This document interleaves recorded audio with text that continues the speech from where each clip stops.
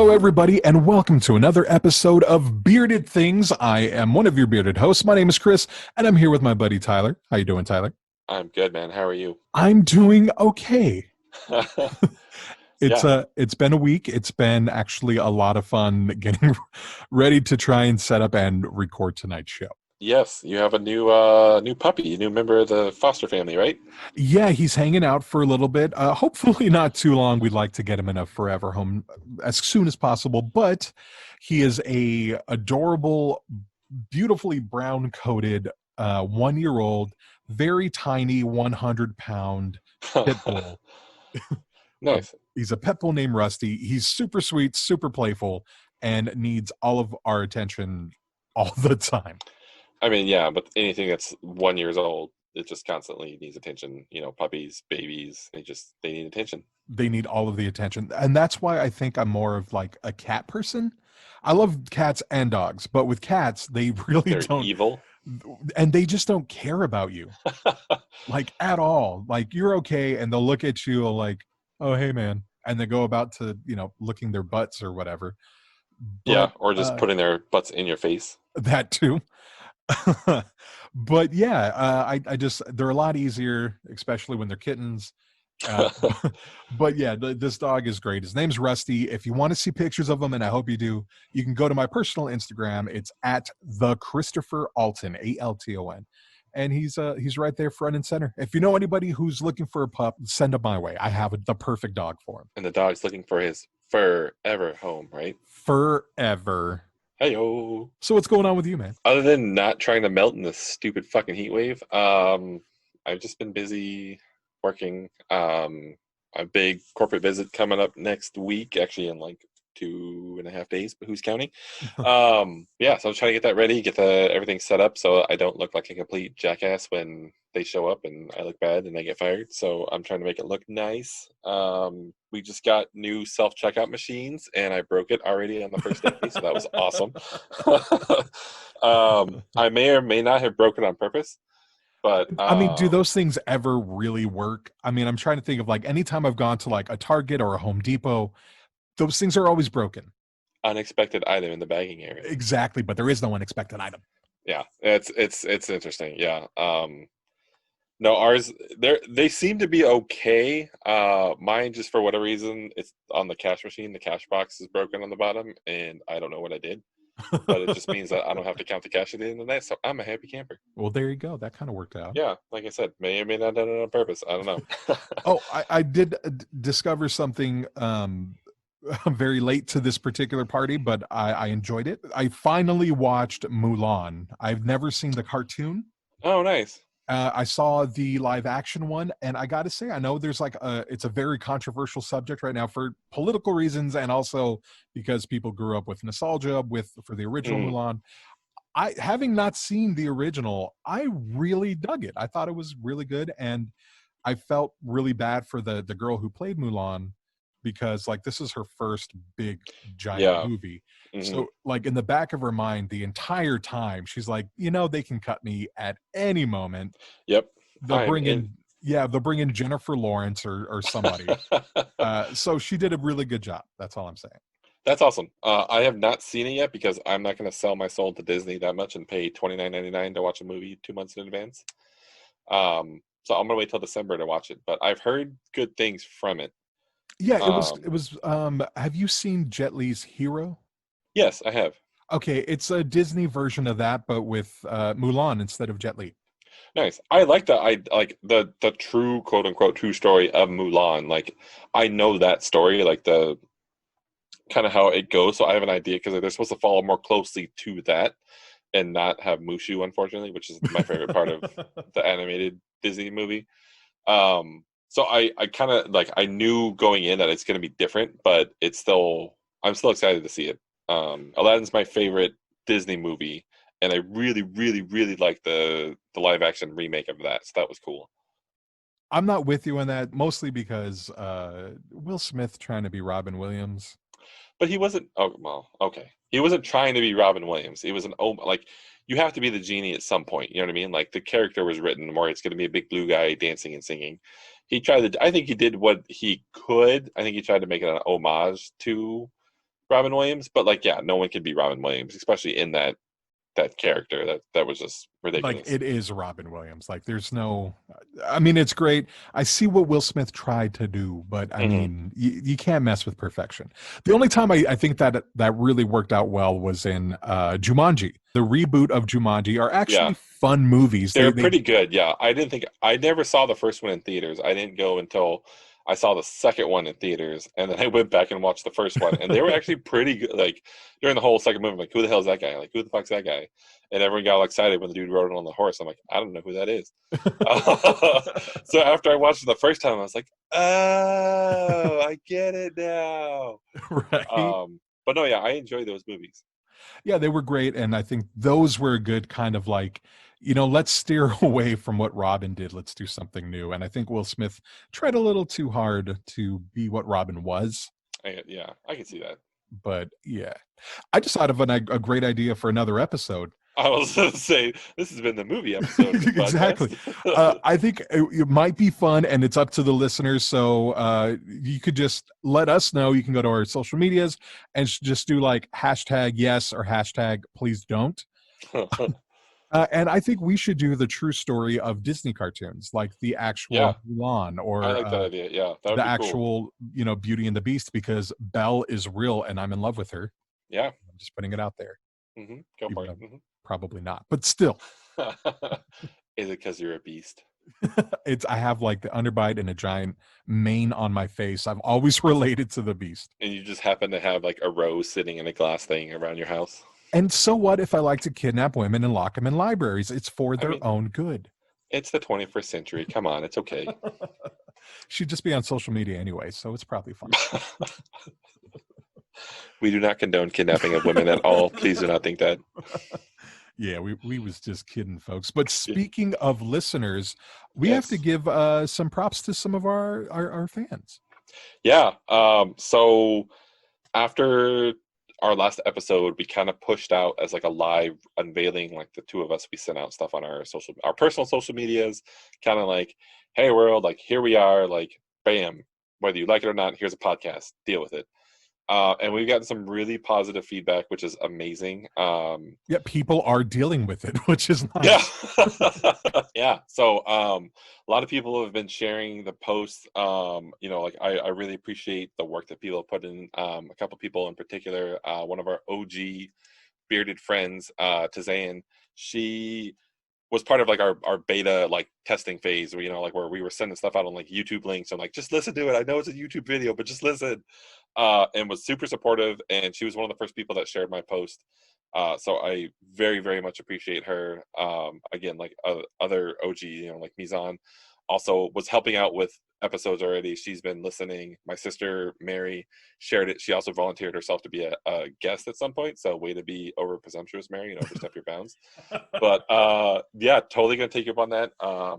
My friend Anthony, who I used to coach with used to work with at Casa Pacifica, and his Coach P's son shared it. And Oh like man, I remember Anthony. Yes. yeah, so that was awesome. So I appreciate all of you guys from the bottom of my heart. Steven, also one of my best friends growing up, he shared it, and he's got a business of his own that he's been working on, and like we're gonna maybe do some collaborations later on. But he shared a bunch of that stuff, so it's just been amazing. So thank you, all of you guys from the bottom of my heart. I really truly appreciate it. Yeah, we wouldn't be doing this if it wasn't for you guys. Well, we would, but it wouldn't be as fun. Yeah, we would just be talking to ourselves, and no one would care, and it would No, get but boring after a while. I'm sure people don't actually care, but they're listening, and that means Yes. a lot to us. It really does, because it's a lot of hard work to put in Oh yeah. to make this possible. I mean, from researching to Hmm. getting gear and just everything, it's a big labor of love. So we Yes, feel the definitely. love, and I got to give a shout out to one of our friends in Hawaii, Gabby, Hmm. who shared an experience that we can't quite delve into, but while she was listening to the synchronicity episode, she was experiencing synchronicity, Yeah. and that's just awesome. So shout out to Gabby. We love you. We appreciate your support. And she actually just experienced what's called a foster fail. That's when you're fostering a pet and then you end up adopting it. So Oh, nice. she just I picked mean, up. good and bad. Good and bad. They sucker you into it, and then you have these adorable little faces. So she just adopted 2 cats. So congratulations to her, and thank you so much for supporting and helping get the word out there. So yeah, that was our little shout out corner to all of the millions of people out there. Hey, we are technically worldwide. We have a listener in Chile. I don't know who you are, but I love you and I appreciate you, and please keep listening, my Chilean friend. And yeah, I will say out in Chile, they have some crazy UFO type things and ancient alien stuff. So our Chilean friend, what's up, man? Tell us some of your stories. Contact us. We're Bearded Things on all of your social media or Bearded Things podcast. Just find us and tell us some of your crazy stories. Chilean man or woman. We don't know who you are. Yeah, we don't know you, but we would love to. Yes. All right. Story time, yes? Yes, and I believe I went first last week, which means you get to go first this week. That is correct. And before we get into your story to kick things off, we should kind of tell people what we're doing tonight. Oh, yeah. So I am going to be covering a UFO incident. Gotcha. I am covering a dude, not just any guy. His name is H.H. Holmes, and he was the first serial killer in America. That is interesting. Alrighty, so I will get into my story.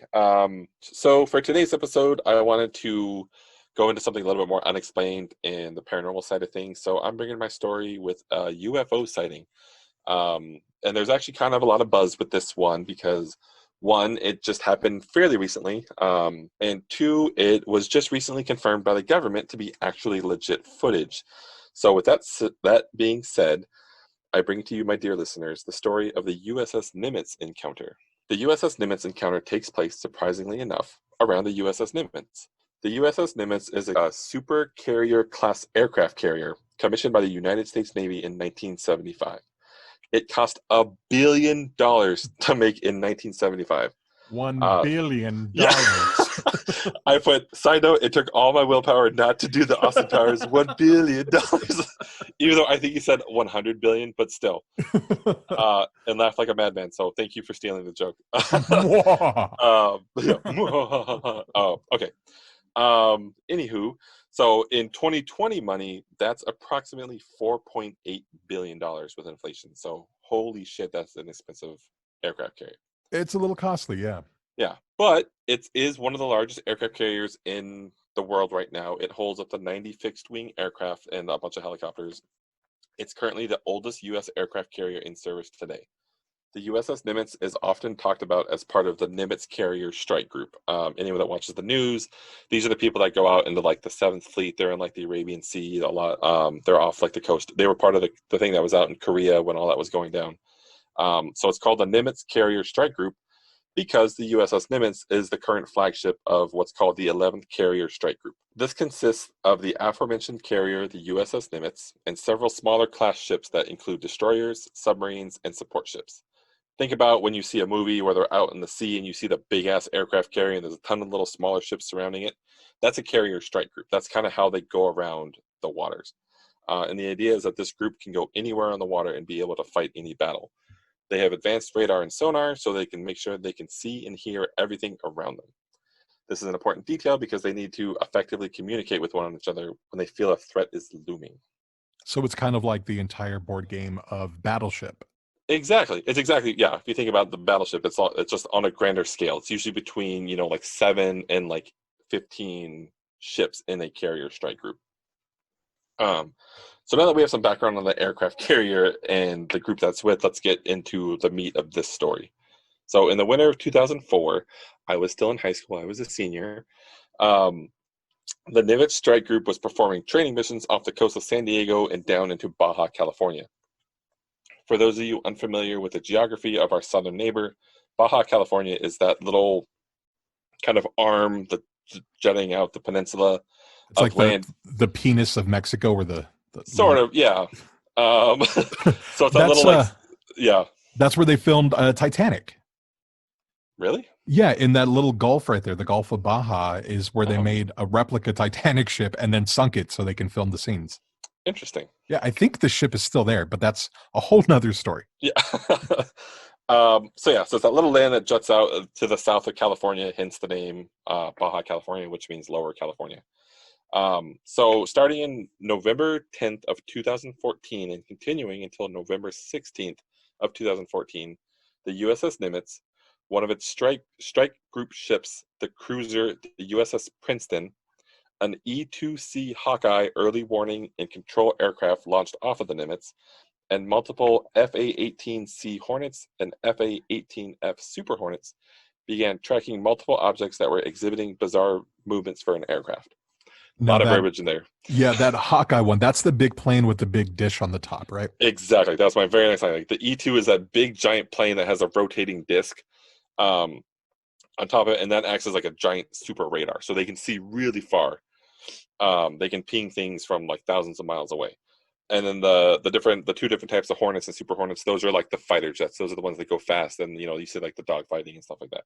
The Top Gun. Sort of. The Top Gun's F-14, F-18s, like the modern Top Gun, I think is they made the new one. Those are F-18s. So combined, all these ships and planes, they would observe objects flying in the sky, and they would descend rapidly, sometimes upwards of 60,000 feet down to just above the water surface before the object would stop and hover, and they would zoom off at what they called, quote, high velocity and turn rates. It should be noted that the USS Princeton is designed to launch missiles and ordnance off of the ship and hit objects with pinpoint precision. Because of this, it needs to be able to track objects that move at ballistic speeds. It carries a combat system called the Aegis, A-E-G-I-S, combat system, and the aptly named Spy-1 radar, which at the time was the most sophisticated anti-air warfare system in the world. But even with all these, this sophisticated warfare equipment, they were still having trouble tracking these objects.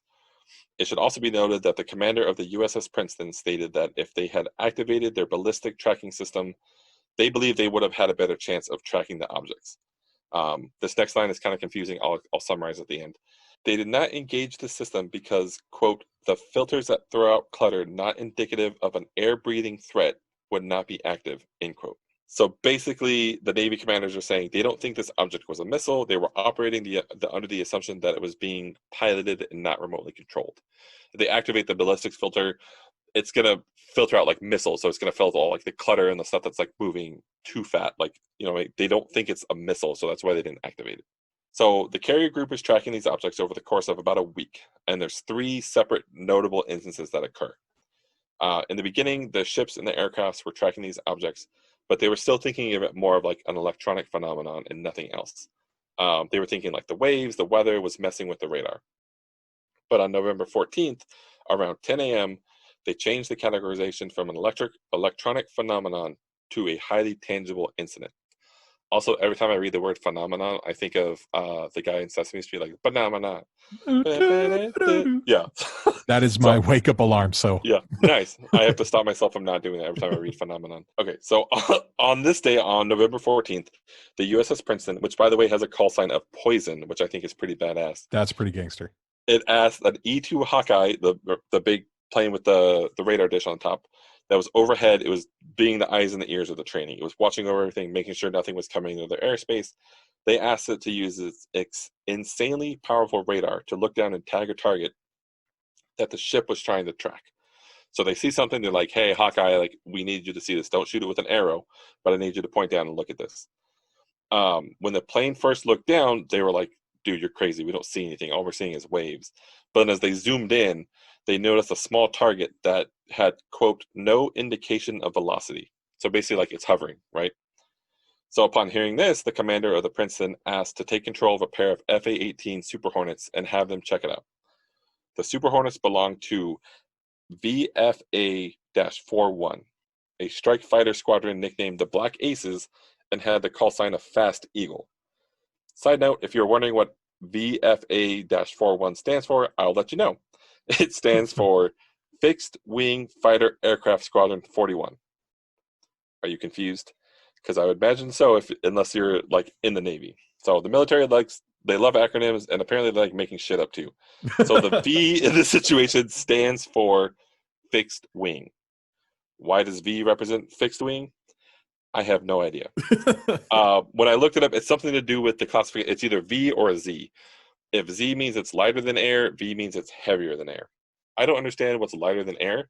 So I don't know. I'm not a military linguist. I'm just going to leave it at that and just say V stands for fixed wing, F stands for fighter, A stands for attack. So you get VFA is a fixed wing fighter attack squadron. Now we Uh, all learned something. I Yay. I'm pretty sure the lighter than air than heavier than air thing that would refer to the gases used. Things like petroleum based stuff would be heavier than air, whereas things like oxygen it would be lighter than air. Yes, that makes sense. I just figured the planes. Okay, back to the story. So the VFA 41 dispatches 2 planes to check this out. The pilots get within 1 mile of the object and they notice that it is a white, featureless object. There's no wings, there's no engine, there's no surface features of any kind, and they estimate that it's roughly 45 feet long and it looks like a flying Tic-Tac. So imagine a 45-foot long Tic-Tac. That's a big ass tic-tac. Right? The commanding officer of VFA 41 and the lead pilot on this morning in question is named Commander David Sex Fravor. You heard that right. His call sign is Sex. That's pretty good.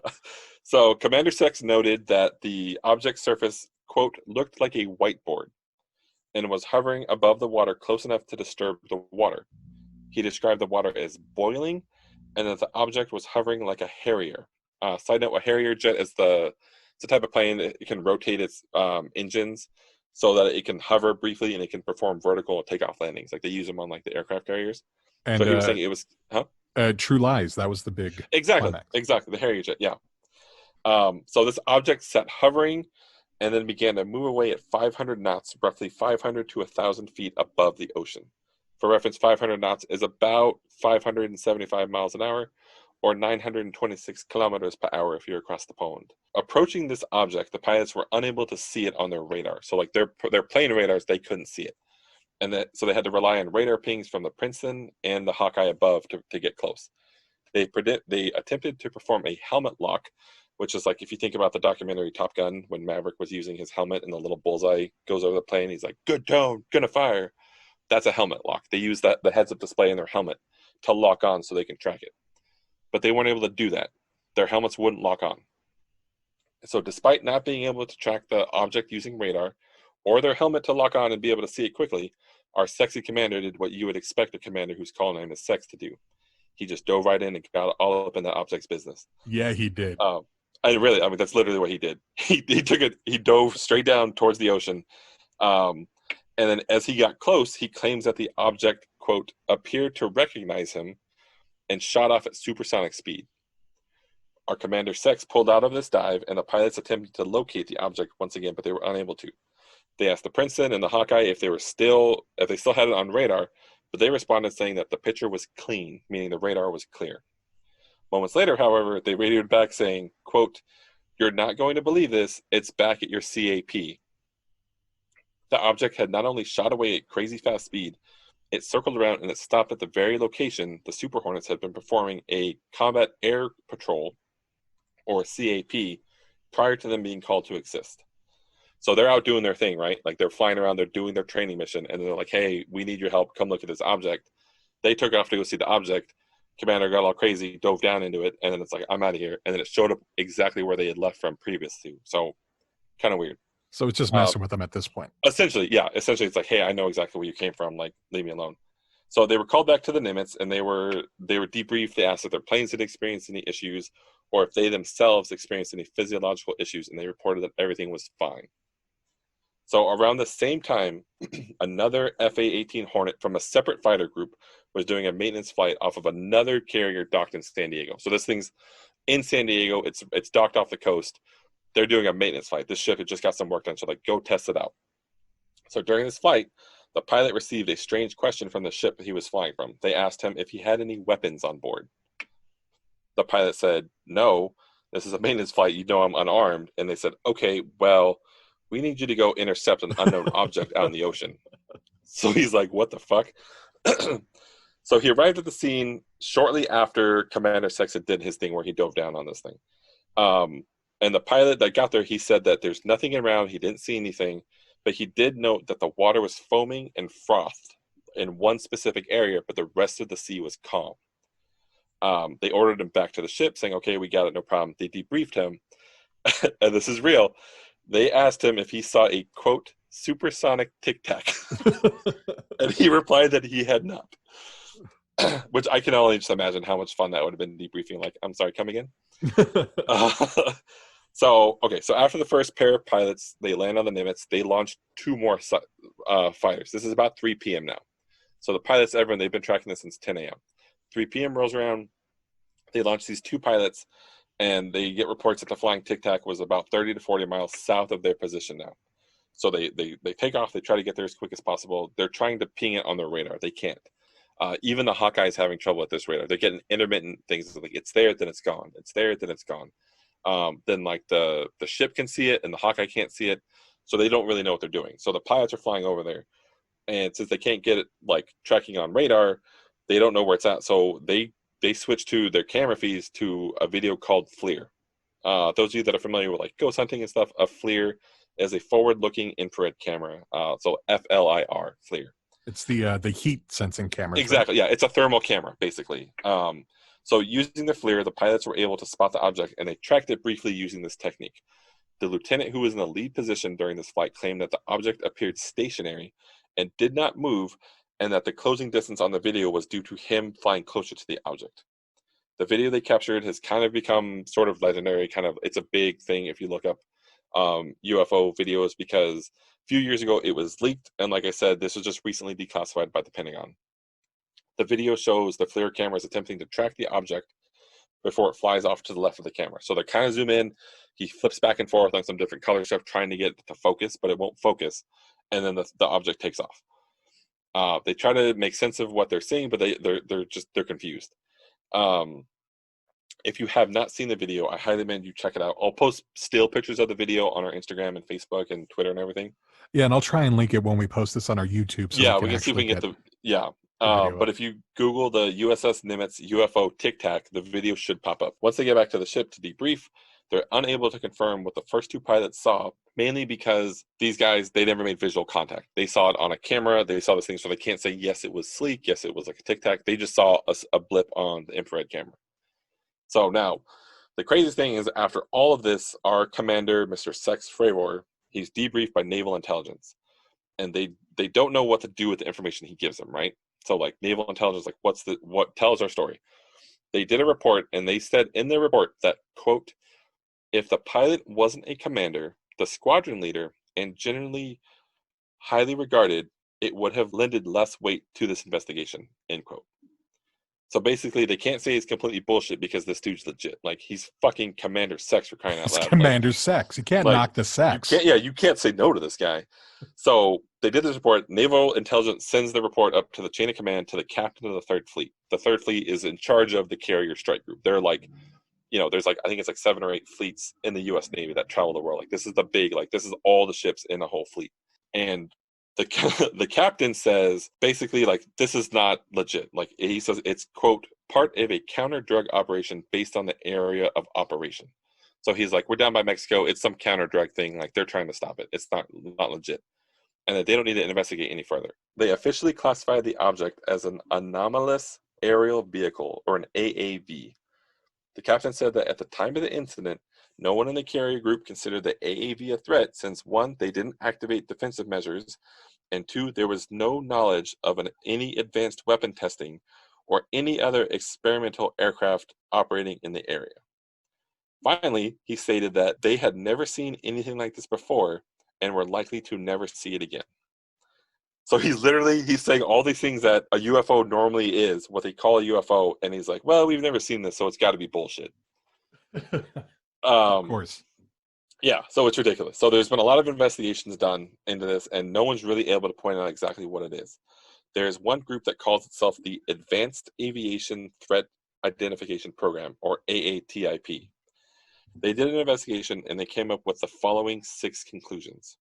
They said that the AAV was of unknown origin and represented technology not currently in the possession of the U.S. or any other nation. That 2, it featured broadband RF stealth, making the use of radar against it largely ineffective. 3, the craft manifested extreme performance but did not have lifting structures or control surface required for traditional flight. 4, It showed that it has some kind of advanced propulsion capability, making it able to go instantly from hovering to very high speed and to make very abrupt course changes.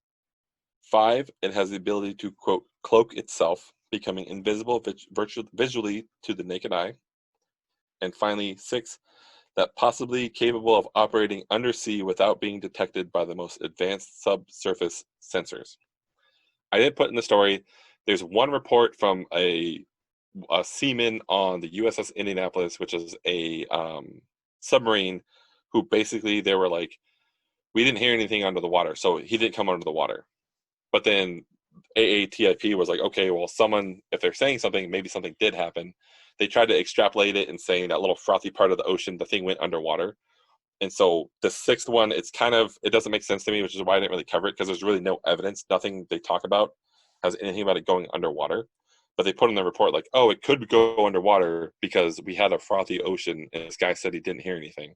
So it just seems stupid. So I didn't put that part in. But they said that it's possibly capable of operating underwater, even though there was no evidence of that. There's a phenomenon that's been reported by the Navy here on the West Coast called USOs. And that was actually a subject I was kicking around to do tonight.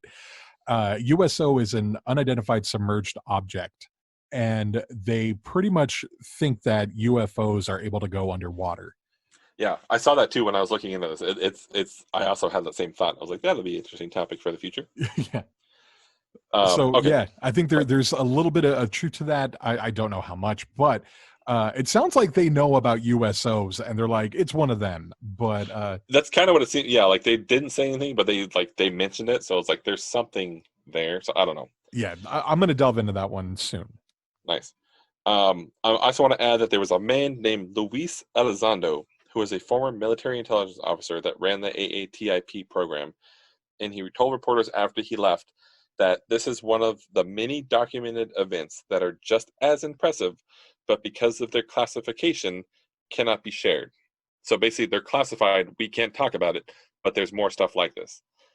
I also want to mention that part of the Pentagon declassifying this information, this incident, there's also the 2 other things that happened. There's one in 2009 and one in 2014 that happened off the East Coast, which are very similar in the same video. A lot of the videos are put together. If you Google the Tic-Tac video, it's going to show videos from all 3 objects. And the objects are very similar. They're flying, they're out at sea, and they're intercepted by Navy pilots. I'll probably cover those 2 at a future episode. But yeah, so they're all kind of interrelated. So I will leave you with this question, my bearded friends. Is there a monstrous Tic-Tac out there waiting to freshen the ocean's breath? Or is it merely extraterrestrials visiting us, getting us more and more used to the idea of aliens before making themselves known? I don't know, but I do know one thing. The truth is out there. So yeah, that's my topic. I know it's long. It's like 4 pages. That was like my longest script that I've done so far. So I apologize for the length. That's not what she said. Hey-o. No, I think it's really awesome, and it's a phenomenon that is kind of buried in the news right now. Like, there's a lot happening in the world, so we're not really focusing on it. But every few days, maybe every few weeks or so, something comes out in regards to this investigation because it's still ongoing. So I think the government's finally getting to the point where they just don't care anymore, and they're like, look, they're here, it's fine. They like hot dogs, and then they go back home, which you can't blame them for, because if you go to LA and get a street dog, you'll know what it's all about. Yeah, but they were in San Diego, so maybe they were hitting up the Gaslight District or Gaslight District. Yeah, getting some street tacos or some taquerias or something. I don't know. Oh, yeah. But the food's pretty great, so I would intergalactically travel for a taco. That's why they came to California. Hey-o. But yeah, man, interesting topic. I love that it's like in real time. Like there's stuff still kind of getting validated. So that's kind of cool. It's crazy. And like you said, it's also kind of crazy, just like indicative of the times we live in, that like the government's like, hey, we have actual footage of a UFO. And granted, it's not like they're not indicating that it's an extraterrestrial, but it's like, hey, this is a UFO. This actually happened. And everyone's like, pandemic, whatever. I got more bigger things to fight. Like, what? So yeah, kind of crazy. It's like, I don't know if you ever watched the original The Day the Earth Stood Still. Mm-hmm. Mhm. And the guy shows up and he's like, I'm going to turn off all your power. And everyone's like, dude, seriously, it's a heat wave right now, wildfires, pandemic, Mhm. political stuff. And then he's like, should I wait? And they're like, yeah, you know what, just wait if you can. Yeah, So please. but yeah, it's really interesting that you're absolutely right. Like nobody cares that the government just validated what they've been calling crazy people for talking about. So Yeah, exactly. Yeah, and that's I'll touch on another episode, just like UFOs in general, and kind of like ufology and like the kind of studying how like the government like legitimately would like whenever someone tried to say that they believe in UFOs, the government was like, this dude's crazy, like he's a quack. And there's like scientists that have like years of experience and like like multiple like doctorates and master's degrees that the government's like, no, they're crazy. Like they believe in aliens, they believe in UFOs, they're crazy. And like this crazy like cover up that they went through and stuff. But we'll touch on that in another topic. yeah, I think we should do a whole themed episode about that because Yeah, I like I that love idea. that stuff. That's great. So yeah, man, awesome job tonight. A very crazy subject that's happening in real time. Yeah, great. Thank you. So that being said, I'm done with my topic. And before we jump into our banter with the Beardsleys, it is time to take a quick commercial break to pay them bills. And we're back. I hope you enjoyed that brief commercial break. And now it's time to get into some banter with the Beardsleys. Absolutely. And what is banter with the Beardsleys? Banter with the Beardsleys is a fun, off the cuff kind of it's banter, hence the name, but it's where the two of us we try to talk about something hopefully submitted by a listener like you. So go ahead and hit us up on our social medias, give us topics, anything random, anything you just want us to kind of have a conversation about, kind of go back and forth on. In the lack, if we don't have listener feedback, we have a random conversation generator, and Chris will spin the wheel on that, and then he'll kind of tell us what we're going to be talking about. I think that's the case this week, correct? Absolutely. Yeah, we're going to be jumping into a random topic generator, which is it's going to be fun because I don't think either one of us could possibly know what we're about to talk about. Uh-oh, pressure. Yeah. So this will be fun and it's going to be unedited. Whatever we say is what we say. That's why we need you. Yes, please. Like, yeah, send us in some ideas if you want, like recipes, if you want to talk. Last week we talked about beards. Before that we Hmm. talked about synchronicity and Deja deja vu, vus. time So travel. yeah, you name it, we'll talk about it. We know just enough to not be experts in anything. Exactly. So But still have an opinion on things, because that's the American way. exactly, we're going to be right without information. Yeah. So this week we will be discussing hitting the button, and it is this one's Dramatic pause. it's a little dramatic. Okay. Would you want to know when you'll die? Oh, fuck. I don't. I don't know. That's hard because like you want to give the cliche like no, because I just want to live every day to the fullest. But nobody does. Yeah, nobody does. I mean, fuck, we're in a pandemic. Everyone's sitting on their ass making sourdough bread if that's still a thing and doing TikTok dances. Um, you know what? I'm gonna say yes, just because if I know the day I'm gonna die and it's not like in like 50 years from now, like I'm gonna find out whatever day it is and I'm going out with a fucking bang. Like I'm gonna like you're gonna know I was around when I died. What if that's like okay, follow me for a second, right? What if that creates a self-fulfilling prophecy though? Like what if you weren't and Exactly. then Yeah. and you were duped into believing you're going to die May 23rd, 2058, right? Why you And gotta put a now date out there like I'm that? just saying. The fuck, man. So on May 23rd in 2058, which is in 30 something years. So I mean that's a pretty good age anyway. Eh, But what if like you go out, you live it to the fullest and that's what kills you instead of living, another 10 years? yeah, that's true, and that's like the other like the flip side of the coin is like how do you actually know like there would have to be one of those things like whoever is giving us this like date that you're gonna die on this day, they're telling us it's like an exact like for sure no matter what, like you can't change it, nothing you do will alter it, you're gonna be alive. Well, that brings up another thing, like can you die before that? Like am I invulnerable, am I immortal until that point? Because if that's the case, I'm becoming a superhero. I don't know. That's a like an ethical See. thing. Let's just say no.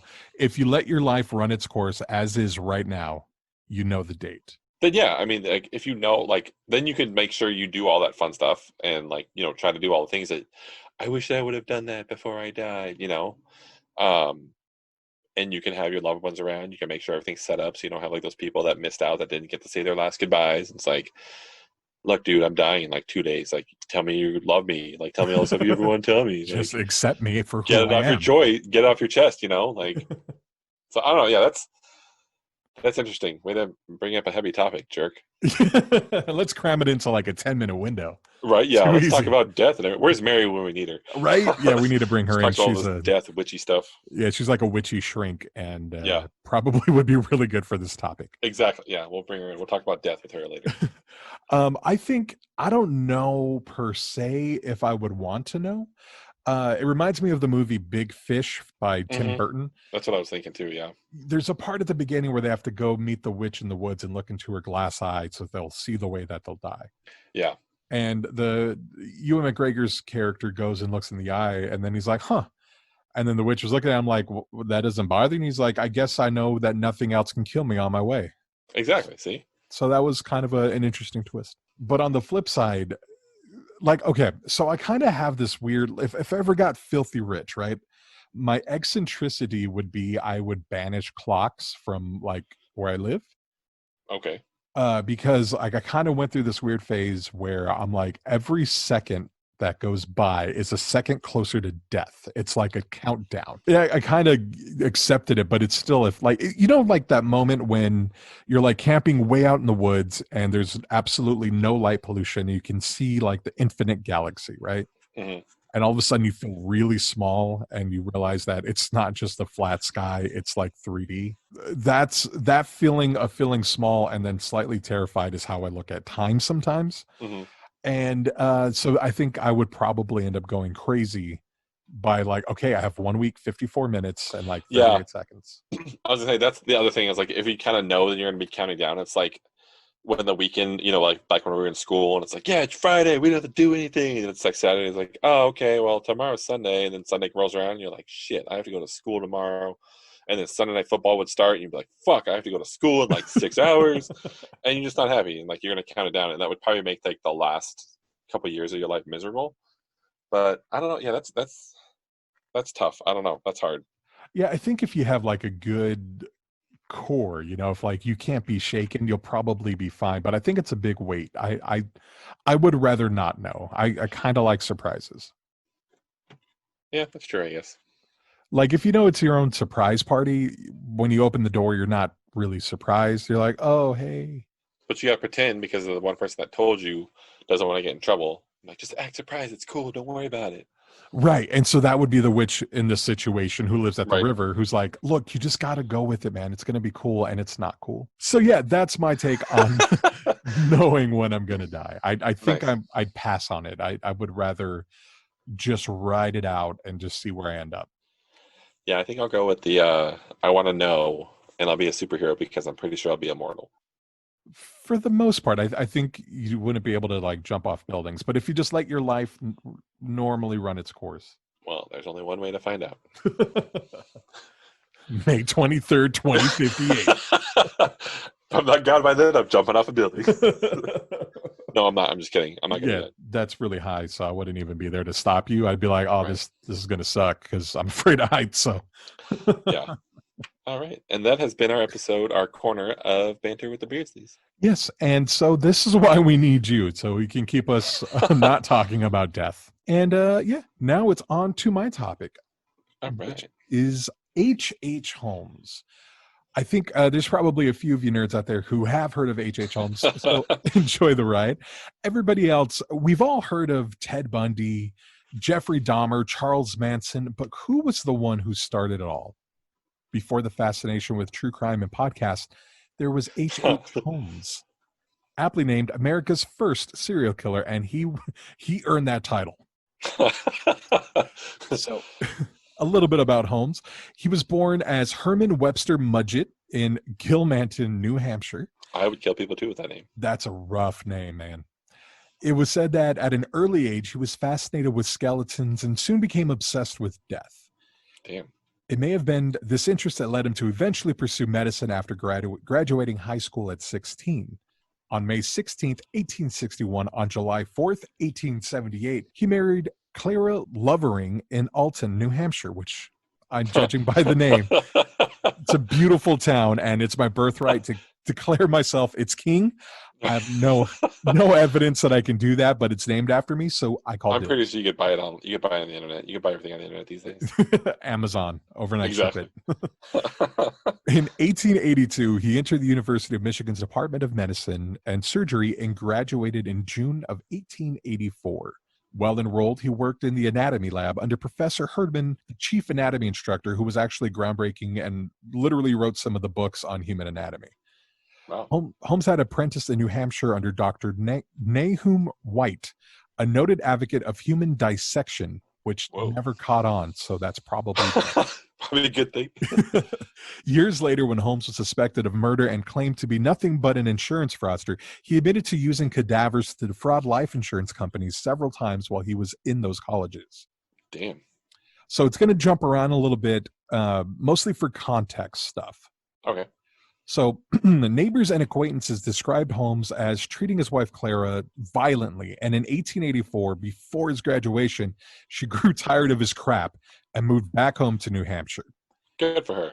And she would later publicly state repeatedly that she knew little of him after she left. Get it, girl. That's awesome. Right. After he moved to More Folks, New York, a rumor spread that Holmes had been seen with the little boy who later disappeared. Holmes claimed the boy went back to his home in Massachusetts. No investigation took place, and Holmes quickly left town overnight. This is about to set up a bit of a pattern where Holmes ends up leaving town as weird deaths begin to kind of surround him. Great. He later traveled to Philadelphia, Pennsylvania, and got a job as a keeper at a Norristown State Hospital, but quit after a few days. He later took a position at a drugstore in Philadelphia, but while he was working there, a boy died after taking medicine that was purchased at the store. Holmes denied any involvement in the child's death and immediately left the city. Because that sounds suspicious. Right before moving to Chicago, he changed his name to Henry Howard Holmes to avoid the possibility of being exposed by victims from his previous scam. Holmes arrived in Chicago in August of 1886, which is when he began using the name H.H. Holmes. He came across Elizabeth S. Holton's drugstore at the southwest corner of South Wallace Avenue and West 63rd Street in Inglewood. Not like Inglewood, always up to no good. It's always up to no good? It's another Inglewood. Holton gave Holmes a job, and he proved to be a hardworking employee, so much so that he eventually ended up buying the drugstore. Wow. Holmes purchased the empty lot across the street from the drugstore as well, where construction began in 1887 for a two-story mixed-use building with apartments on the second floor and retail spaces, including a brand new drugstore on the first.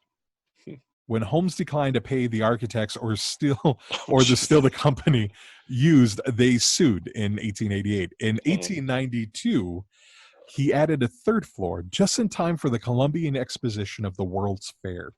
Wait, so he didn't pay the architects or the people, but they kept building? He would hire new contractors to come in and take over.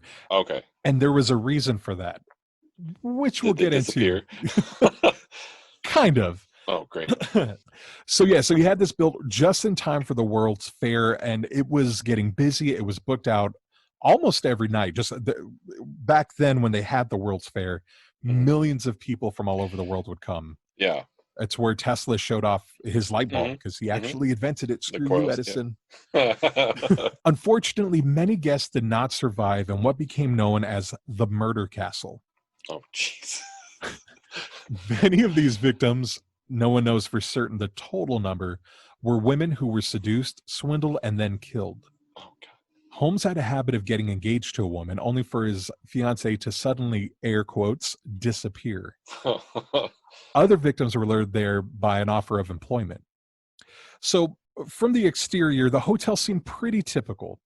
We're going to jump around a little bit more, but upon closer inspection of the hotel, there were soundproofed rooms and mazes of hallways, some of which seemed to go absolutely nowhere. Oh. Many of the rooms were outfitted with chutes that would drop straight down into the basement. In 1892, the hotel was somewhat completed with 3 stories and a basement. The first floor, again, was a storefront. The second story consisted of his elaborate torture rooms. The third floor held more than 100 apartments. Holy crap. So it was a pretty big building. In 1894, police officers went to inspect the hotel looking for missing people while Holmes was out. During the inspection, they found rooms with hinged walls and false partitions, rooms linked with secret passageways, and even airtight rooms that were connected to pipelines filled with gas, which Holmes used as gas chambers. Holy crap.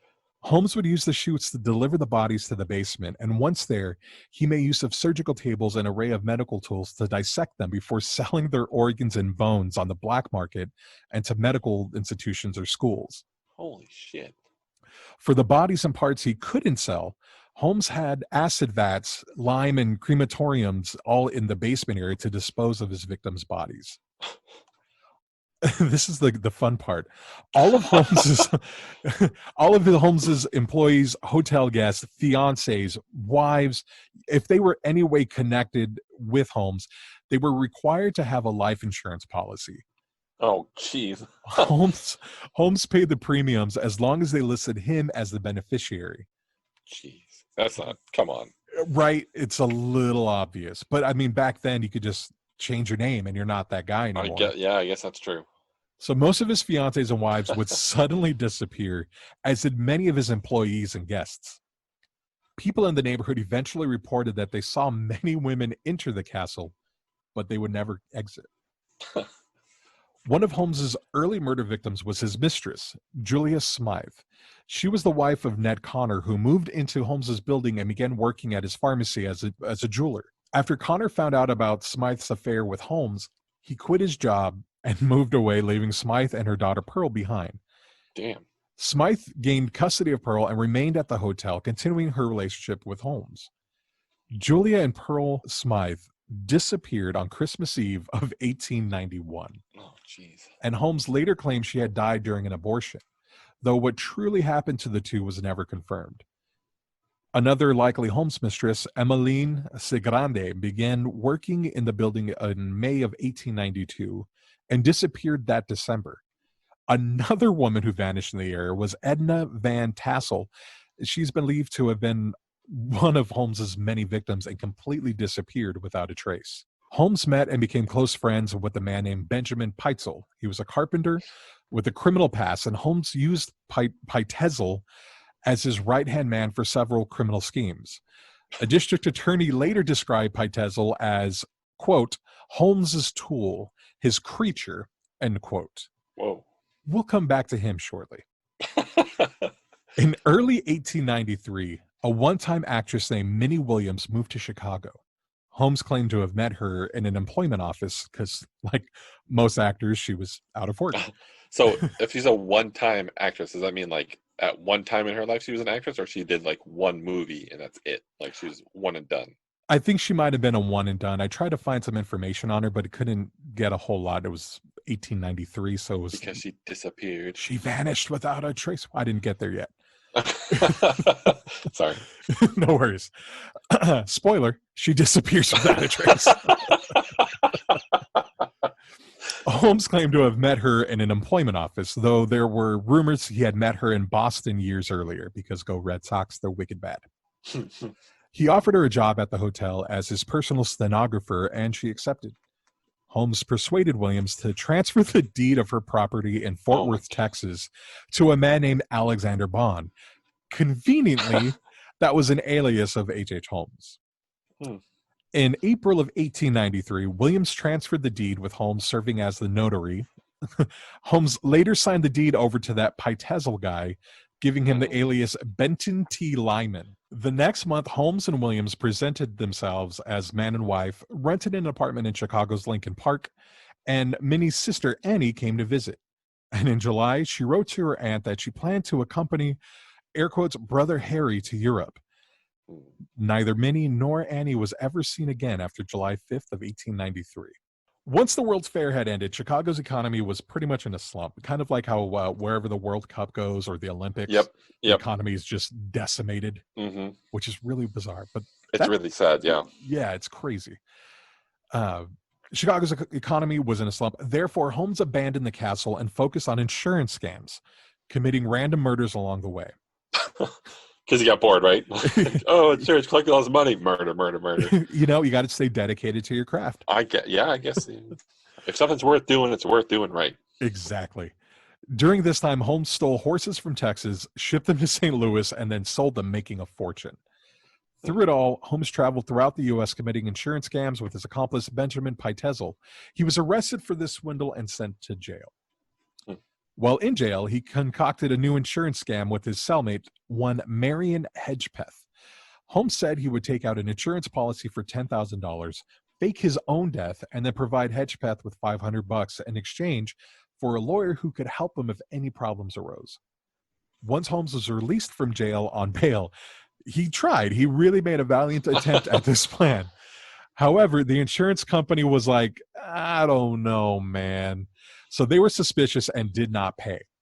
Holmes then, they finally got a little smart. Someone finally did, like, wait a minute. Holmes then decided to attempt a similar plan in Philadelphia. This time he would have Pitezel fake his own death.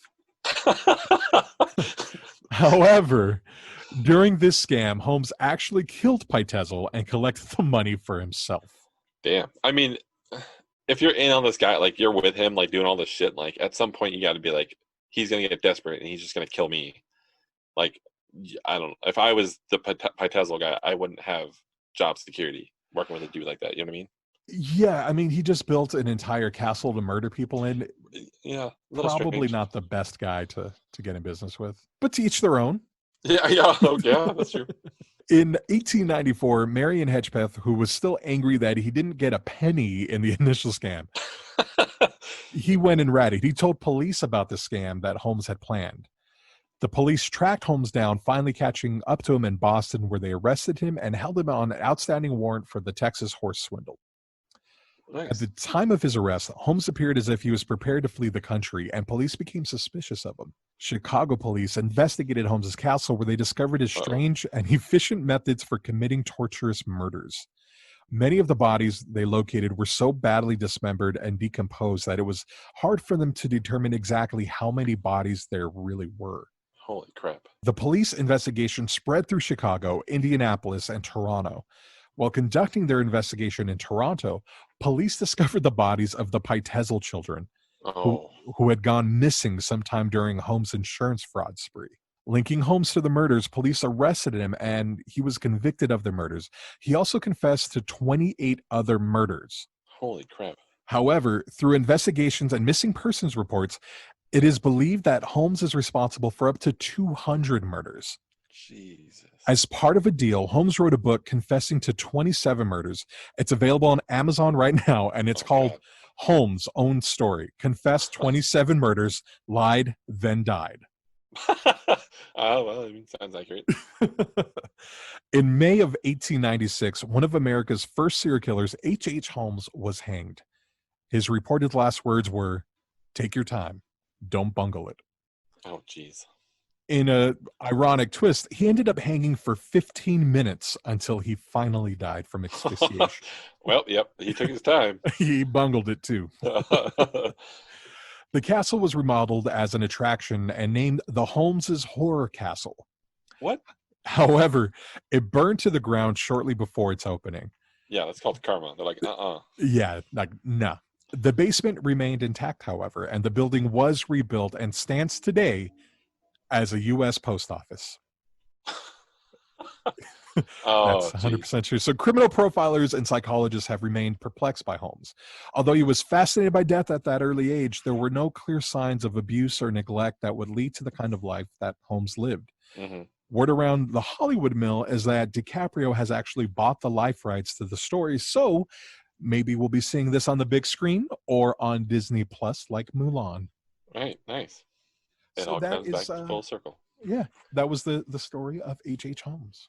That's very interesting. I had heard of H.H. Holmes. I knew he was like a serial killer. I knew kind of like the murder hotel or whatever you want to call it, but like that's insane. Like 27, like, okay, we confirmed 27, but it's like, what was it, close to 200? Like, that's fucking crazy. Yeah, if you go all across North America from the East Coast to the Midwest and up to Canada, it's believed that it's closer to 200. But I mean, back then you didn't have forensics, so you couldn't really exactly. Yeah, there's no it. way to. Yeah, that's insane. That's crazy. Yeah, that was a busy dude. Yeah, no shit. Yeah.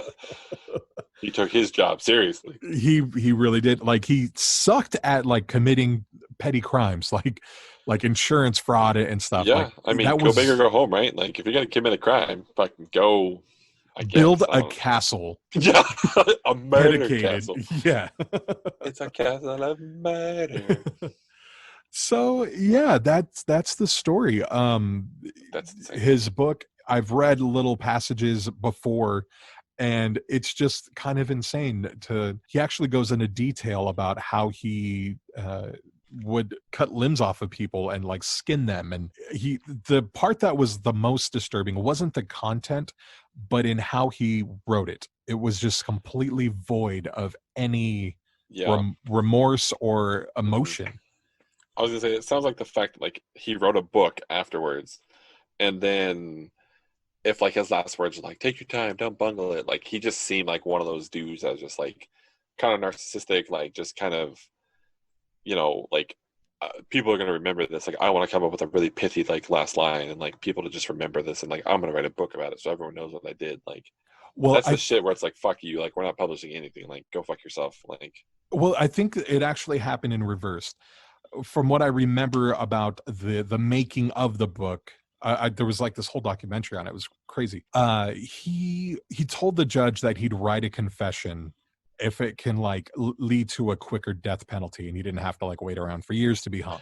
oh, okay, and then they turned it into a book afterwards. Yeah, and the judge is like, Got it. "This is so crazy. Like, we need to put this. People need to read this." Mhm. And that's kind of how that happened. So it actually was leaked to the public from the court system. Okay, got it. Okay, I thought he was just like, I want everyone to know my name and like all that shit.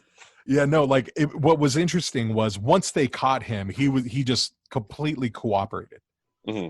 So he knew it was over, he knew it was done, and I think in a strange way he might have felt some sort of like relief. Oh, I mean, yeah, like I think, I don't know. I hope someone who is capable of like committing all these like heinous acts and like, like extinguishing another person's life like multiple, 27 times over, 200 times over. Like, obviously there's no compassion, there's no empathy. That stuff is void. Like, that's not there. But like, that's still got to weigh on you at some point somewhere in your life. Like, when you wake up all snug in your bed, you got to be like, oh shit, like I've murdered like 20 people in the last like couple of years. Like, I would think that's got to hit you, but I know psychologically, most times that's not the case. Like, you're missing that, that aspect of your brain, like the critical thinking, the empathy, and stuff like that. And like they said that they don't know what the background was and like what he didn't have like the typical signs of a childhood, but like something had to have happened because like as much psychology as I've studied and stuff like throughout like like working at the other job, like people aren't born evil, and I think that's what that person, like, he's evil. Like, if you're murdering that many people, like that's an evil trait. Like, no one just like, you can't be Nobody okay in murder. Yeah, nobody kills 200 people and then goes Exactly. goes Yeah, to the market. like that shit is like learned behaviors, or not necessarily learned behaviors, but it's a product of something. Like, that just doesn't happen overnight. You don't just wake up like, I'm gonna start killing people. Like, it just doesn't work that way. So like something had to have happened, but it's just a shame that it was so long ago. I mean, not that it matters, but I know that I'm sure there's psychologists out there that would want to know why someone does that, because that's how my brain works. Like, if you're gonna do this shit, like, I want to know what the fuck drove you to go murder 200 people. Like, that's crazy. I mean, maybe it was on like a dream board that he had, or like one of those goal boards, and He gets a gold star for every 10 person he kills. Yeah, so I mean, I'm not going to knock him because Yeah. I don't know what his goal was, but he definitely hit milestones. Yeah, maybe when he hit 200, he got a free couple months rent on the murder hotel. Well, it was his hotel, so I guess it's, yeah, you got to pay the mortgage or something. Got to pay the architects that he killed. yeah, that was another group he would kill as well, is the builders, to keep everything a secret. That's crazy. That's fucking insane. That guy was nuts. So yeah, that was my story. Yeah, great job. That was good. I enjoyed the telling of that, as crazy as it was, but that was good. You got a nice little streak of people being murdered. Yeah, I'm kind of getting worried about myself, but it's fine. It's totally everything's fine. It's Frank. It is Frank. But yeah, man. So yeah, if you have an idea for a story or a topic, or you just want to set something for us to banter about on Banter with the Beardsleys, Tyler, how can they reach out to us? You can reach us on our multiple social media accounts. On Instagram, it's at Bearded Things Pod. Facebook is facebook.com/beardedthings. The Twitter is at Bearded Things Podcast, and YouTube is Bearded Things, right? Or did I have that reversed again still? Reversed again still. God So yeah, dang it. I did the same thing last week. God damn it. the Okay. Twitter is Bearded Things. Our YouTube, if you want to like just stream this with the cool logo in the background, you can. It's at Bearded Things Podcast on the YouTubes. Right. And also, we just recently got everything approved. We are on Spotify, we are on Anchor, we are on like 3 or 4 different like just podcast sites. And as of 2 days ago, we were on Apple Podcasts. So if you were listening to this on Apple Podcasts, thank you. We appreciate you. If not, if you prefer Apple Podcasts over something else, by all means, listen to that. Just make sure you, if you can, give us a good rating, give us 5 stars, send us a comment, share it to your friends, let people know, please. We really, truly appreciate it. We appreciate it, and we really do need that. So yeah, find us on there. We are pretty much on almost all of the big streaming sites, so we can go to wherever you need us to be. You just let us know, and we'll make sure we get there. Yeah, we got you. And please feel free to interact with us. Send us messages. We are not shy. We would love to talk to you if you have questions about the show. Like Chris said, if you want to send stuff in, please feel free. Reach out. We won't bite, at least not very hard, and it'll be fun. Yeah, and again, if you want to see the dog, his name's Rusty. Just go to my Instagram. It's at the Christopher Alton. He needs a home, so if you know of anybody looking for a pooch, I have one. Woo. That is our show for tonight. We will talk to you guys next week. Bye.